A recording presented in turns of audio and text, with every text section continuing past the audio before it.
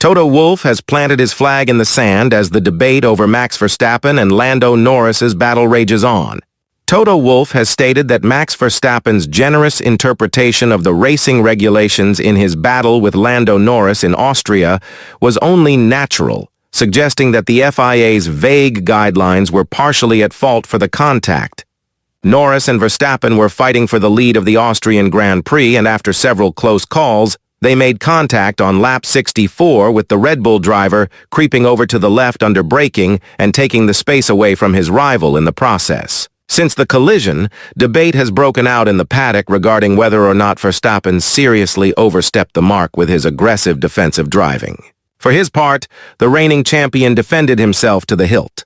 The question was posed to Mercedes boss Wolff ahead of the British Grand Prix. He replied, "First of all, the drivers among themselves will know best. Lando and Max, they get on with each other very well. They will have discussed that. They're not going to thrash each other in the media. Talk it through, and all the good guys will have the judgment on that, and we see what it means. I think that is number one.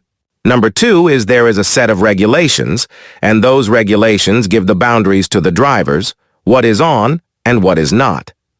It's the same with track limits. You are penalized or not, and in the same way you race.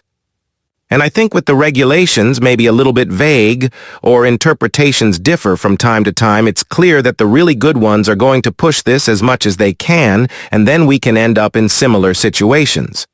Not only among these two, we've seen it between the Alpines, etc., etc.